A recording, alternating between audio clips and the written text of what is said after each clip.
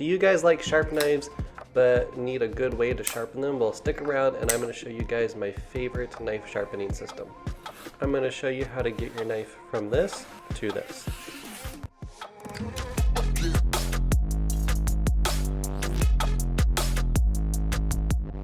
What's up guys? Welcome to Finecraft Woodworks, and today I want to introduce you guys to, oh my goodness, the Wicked Edge knife sharpening system. Alright guys, so let's go ahead and open this guy up and let me show you what we got in here. Now I know you might be thinking it looks a little dusty, and that is because I've actually had this kit since 2017 and I have never gone back. I absolutely love this. We have some instructions and whatnot, but this is the kit right here. I really love how this kit comes with all these slots so you can have all the different stones just set up. This is the base plate. This thing's actually pretty heavy, and then you flip it over and you have this unit here that's going to hold the knife, clamp it in, and whatnot. So I'm going to go ahead and put this whole case on the floor and set it up and show you guys. Alright, so now that we have the base here, the first thing we're going to do is we have these two metal rods, and they're going to hook into either side of these pieces here. So as you can see, we have that one arm on the right side locked in like that, and we're going to do the same thing for the left side. Sorry, my chair is kind of squeaky. I'm sitting in here. So you have this little screw here that you're going to loosen until you can slide that metal piece in here, like so. And the numbers represent the degree to which you're sharpening. So if you want to sharpen at 25 degrees, you're just going to lock that in right there. My set also came with a electronic gauge, so you can check and fine tune the degrees here if you want to. I personally never messed with that. The next piece is you have this handle here with this screw. This is just going to slide in right there and screw on. And what that allows you to do is once you have the knife and the clamp here, then you just tighten it all the way down. So you tighten it down and then you can move that straight so it's out of your way. Also, depending upon the size of your knife, on the back of this clamp here, you have this little guy and you can adjust it. So let's say you're doing a really thin knife. Here, let me show you.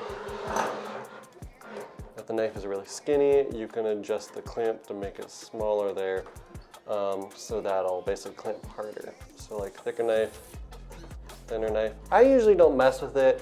I found that most of the time it clamps plenty hard, so I haven't messed with that, but that is something you can do. Get the kitchen knife. So this is the guy I'm going to be sharpening today. It's the kitchen knife my wife and I use every day. As you saw earlier, it is super dull. So what you do is you have this little guy right here. It's these little two pins, and you stick it in either this upper slot or the lower slot. You usually use the upper slot if you're doing a small knife and you can't like insert it very far into the clamp. An example of this would be this guy right here. There's only this like little flat part here and then it's tapered, so I would just use this first slot, stick it up like that, and then clamp it down. If you have a bigger knife, you can use the second slot and the knife will sit further in the clamp. It's basically whatever you think is best. For this kitchen knife, since it's very big that direction, I'm going to use the second slot, stick in the middle about like that, and I'm going to clamp it down.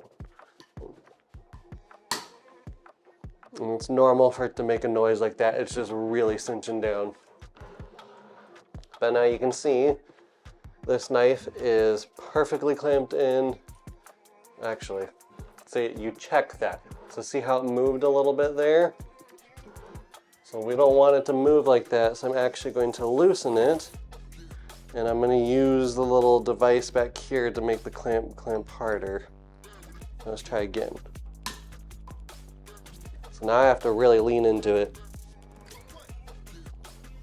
Let me check again. Okay, now it's not going anywhere. So again, you want to check everything, because if you're in the middle of sharpening and then halfway through your knife moves, like if it moves at all, you've lost that angle and you basically have to start over.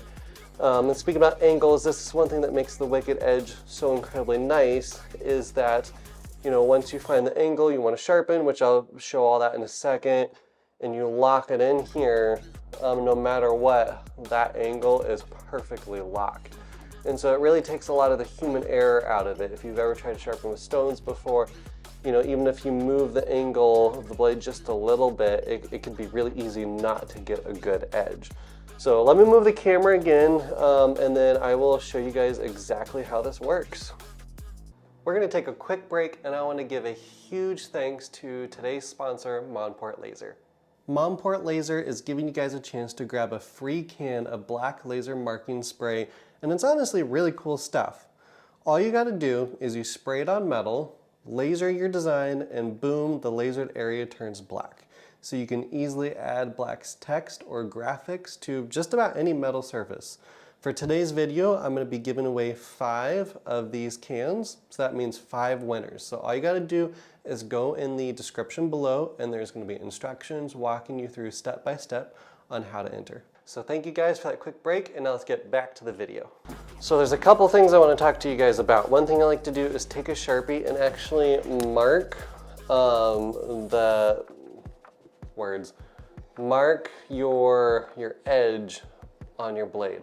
That can really help you see exactly where the stones are cutting and help you fine tune exactly what angle you want to sharpen your knife at. And you don't even have to mark the whole thing. I just, you know, mark a couple spots here and there. So you can see how I marked a few spots on the blade. And once I start cutting with the stone, it'll remove the area of Sharpie that it's cutting. So first we have the 100 and 200 grit stone. And I have 2 of all of these. I'm just having one to show you guys. So the 100, that's really going to be good for reprofiling the edge, especially if this is your first time sharpening the knife. And then we have a 400 to 600. We have a 800 to 1000. We have a 1500, and then we have a lapping film. This is a 6 micron lapping film. So it's this tape that you put on this piece of glass, but it has a cutting compound in it. And then lastly, and this is the real secret sauce here, is we have a 4 and 2 micron strop. That really gets this knife sharp, and I'll walk you through all of it.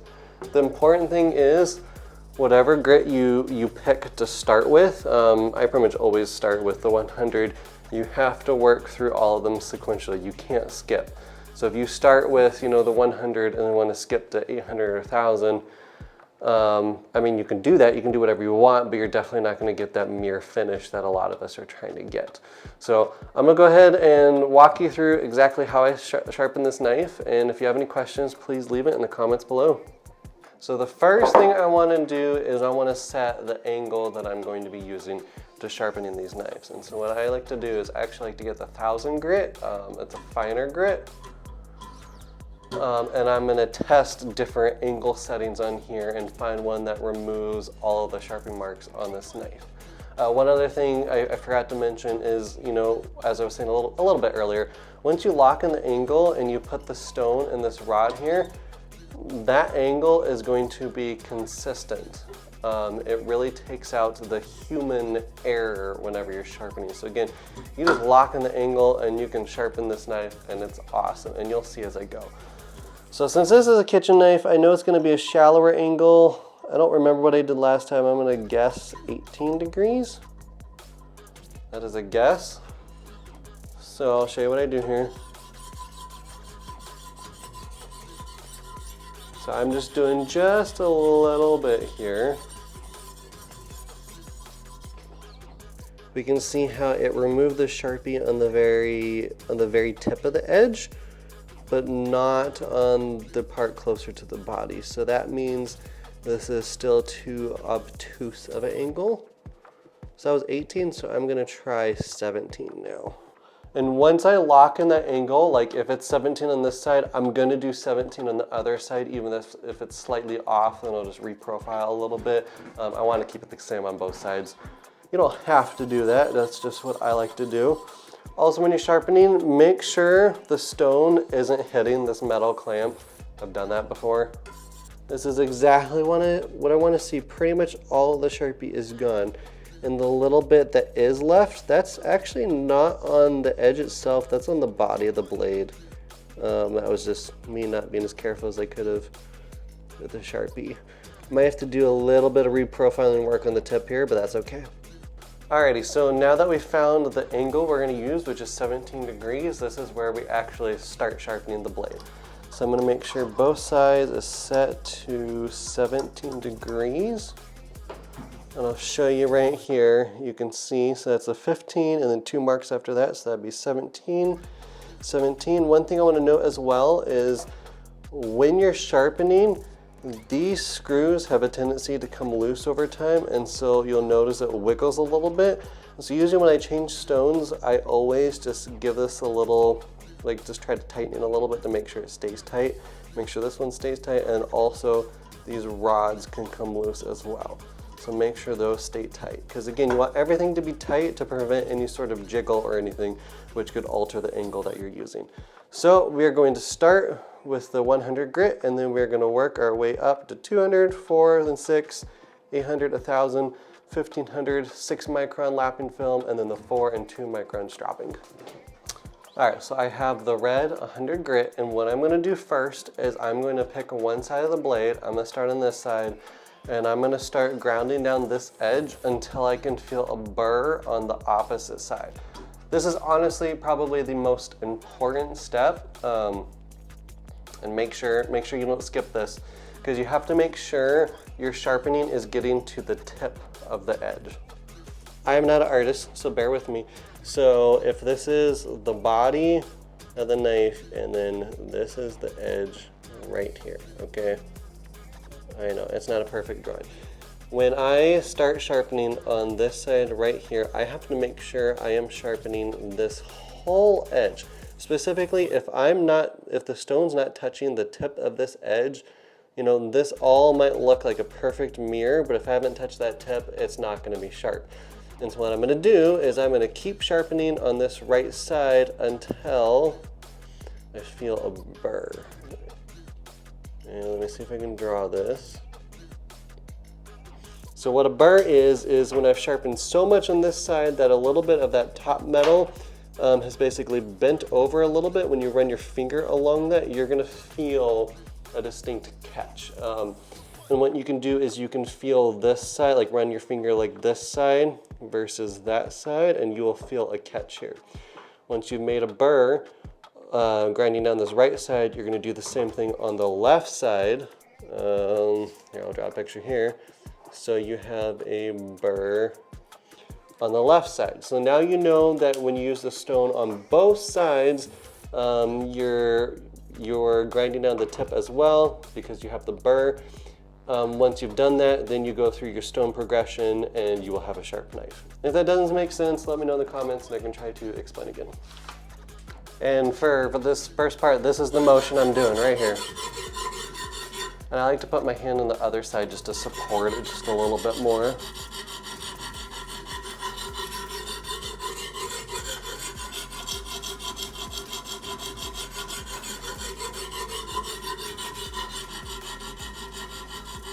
When you're doing the tip, make sure you don't roll over the stone like that. So you don't want to do that. You want to keep it flat against the blade so you have a nice sharp tip here.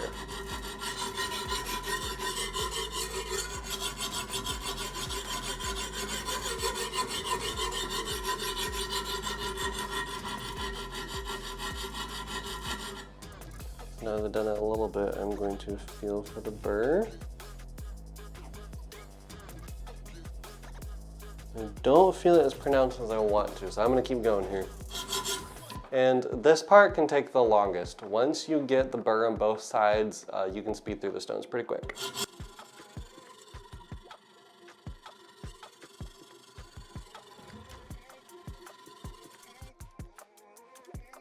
So I'm just feeling for the burr now, and I can definitely feel it. Perfect. So now that I have a burr, or now that I ground down the right side of the blade and have a burr on the left, I'm going to do the same thing on the left side of the blade, so I'll have a burr on the right. Okay.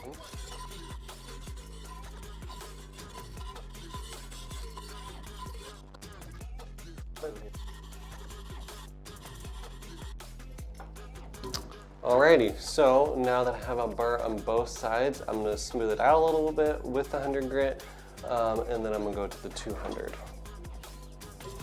And the technique that Wicked Edge recommends is doing every other, kind of like this. You'll see how I do that. You can do that, or sometimes what I'll do is I'll just do a little bit on one side, do a little bit on the other, and keep going back and forth, and that works too.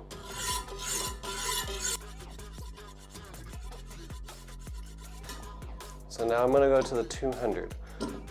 Again, to make sure everything's nice and tight. Honestly, how I like doing it is doing a little bit on one side and a little bit on the other. That's probably how I'll do it here. I like doing this because I can support the other side with my hand, especially on a kitchen knife. These knives can flex a little bit and that'll change your angle. So the less you can avoid that, or the more you can avoid that, the better.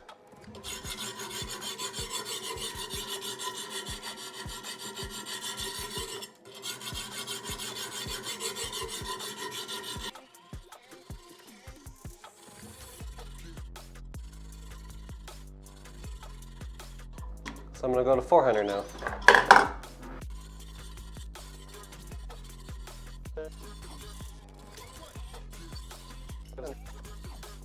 And as you keep going through the grits, you'll change, or you'll hear the change in pitch of the sound that it makes, which is kind of fun.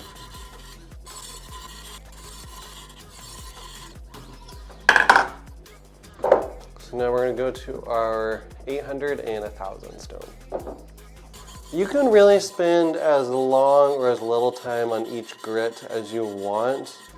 If you're wanting to get a perfect mirror finish, you'll probably want to spend a little more time, especially when you get to the finer grits. For me, it's fun having a mirror finish, but I'm more concerned about just having a functionally sharp blade. And so you'll see when we're done, it'll be close to a mirror. It probably won't be perfect. That's okay.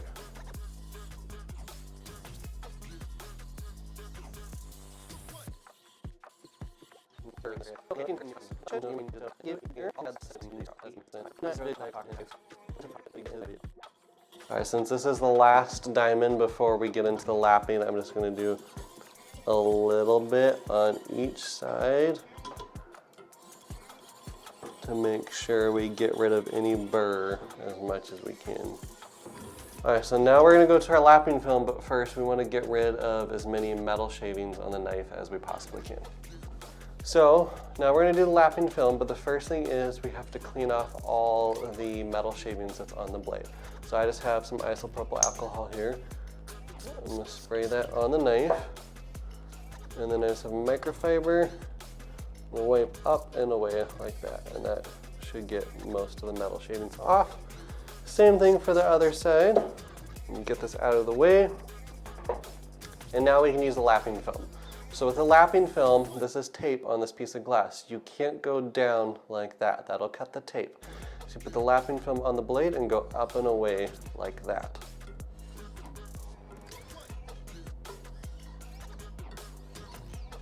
And this will make, and this lapping film will really make the blade or the edge start to have a mirror finish.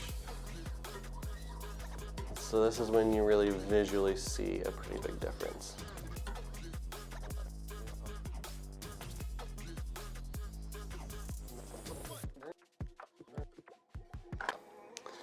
So now that we did this, now we're going to go ahead and use the 4 and 2 micron leather strap. Now Wicked Edge says, let me show you guys. So Wicked Edge recommends that whatever degree you're sharpening your knife at, so this is going to be 17 on either side, you should go 2 degrees shallower, so that would be 15, because whenever you use the strap, when you're pushing against the edge, the fibers of the strap are going to kind of bend over a little bit. And so their rationale is if you keep the same angle, you're actually going to create a burr on the edge. I personally don't do that. I found I like leaving the angle where it is. I feel like the strap actually polishes the edge a little bit, and I haven't had that burr issue. So I'm going to show you how I do it, but you can totally do it the way Wicked Edge suggests as well. You know, whatever floats your boat. So before you use the strap, you want to make sure everything's nice and clean. Also, one thing that I do as well, let me move this real quick. I can't remember if I saw this on Wicked Edge or somewhere else, but I think it was Wicked Edge. What they recommend is actually spraying your strap with isopropyl alcohol and then rub the two together, and I guess that helps. I don't know if it's activated or something, but I've done that and I've liked the results I've gotten, so I just like screw it and I do it. So this is the 4 micron. So we're going to rub together like that, and now they're ready to go. Alrighty, so we're going to start with the 4 micron. And again, it is a away motion the exact same way that the lapping film was.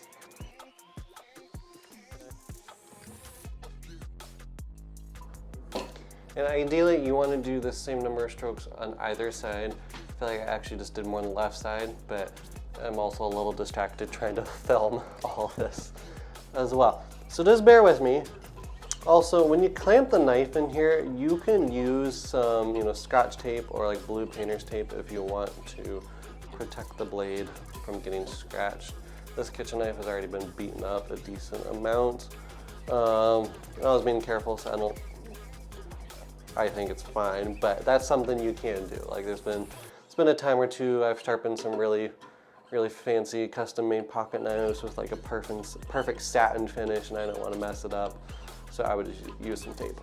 All right, so now we're gonna move to the 2 micron, but before we do that, again, we have to clean the blade because you don't want to cross-contaminate. I don't want to get any of the 4 micron, what is it called? Like strop compound onto the 2. Also, whenever you're sharpening or doing any of this, just be careful. At this point, this knife is very sharp, so you don't want to accidentally cut yourself. All right, so now we're gonna go to the 2. And this is the final step, and then I will get some paper and we will do a test. There's various ways to test how sharp a knife is. One that I really like is, can it shave my leg hair? I won't show that on camera, but a sharp knife should shave it in one go like butter. Another really good test is how well can it cut a piece of paper. I know some people will test how sharp a knife is by just kind of like feeling the edge with their thumb.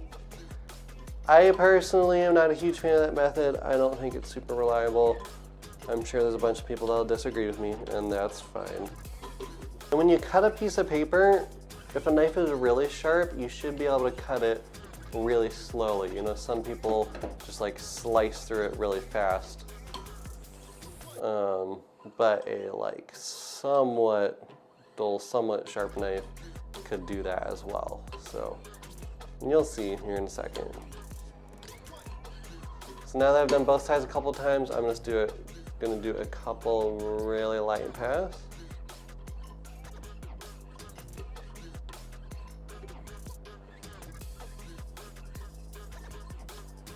And that's it. So now we're gonna remove this guy from the clamp and test it. So first thing, I'm just gonna clean this guy just one more time.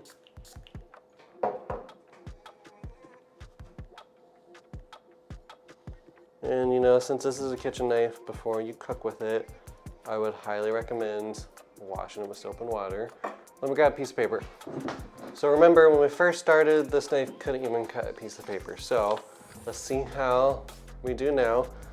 Haven't tried it yet, so it's gonna be really embarrassing if it's still dull. See how I'm cutting nice and slow? And it is cutting it like butter. That is a sharp knife.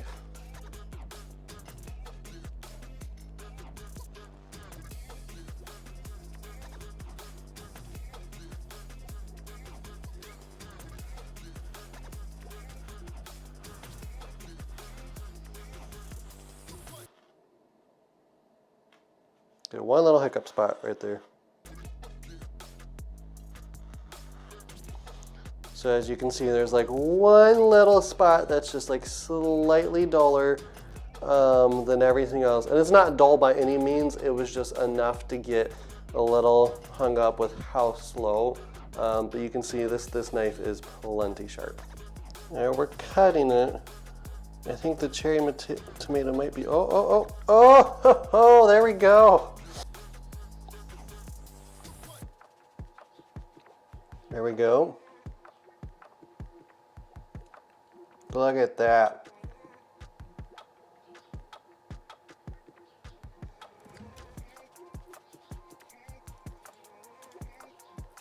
Thank you for watching.